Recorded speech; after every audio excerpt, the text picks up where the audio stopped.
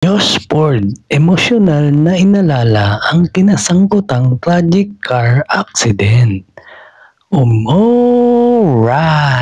Umiiyak na nag-open up ang sparkle artist na si Josh Ford sa kasamang si Gabby Garcia hinggil sa car accident na kinasangkutan 2 taon na ang nakalipas. Sa livestream ng Pinoy Big Brother Celebrity Collab, habang sila ay nasa garden area ng PBB House ay nagkaroon ng heart-to-heart talk ang dalawa at ang naging topic nga ay ang naturang aksidente kung saan namatay ang dalawa niyang kaibigan na si Andre Sison pati na rin ang mga kasama sina Arman Velasquez at Paulo Buesa. Ang sikat lang kasi parang kapatid ko na yung mga yon. When I'm alone at home, sila yung palaging nandoon pagbabahagi ni Diyos.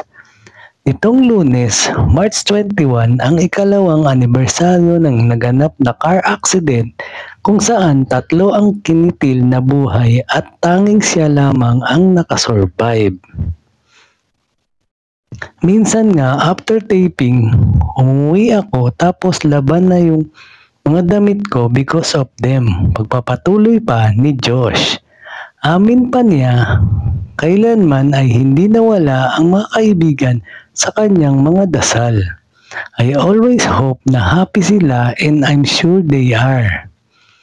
Talagang namang mahirap para kay Josh ang pagkamatay ng mga kaibigan lalo pat 16 years old lang siya nang mangyari ito. They are so proud of you right now, Josh. They are so proud of you that you move forward and you're here fighting. I'm pretty sure they are your angels. Pag-comfort ni Gabby sa aktor. Amin pa ni Josh, ang suot niyang yellow polo ay ibinigay ni Andre sa kanya ilang araw bago ito mamatay. I think there's a reason why he gave that to you. Sabi naman ni Gabby. Sagot ni Diyos, what's crazy is that hindi naman kami mapera and he still gave it to me just because he had a coupon. At yan ang totoo. Alright! Thank you for watching po. Follow for more video. Salamat!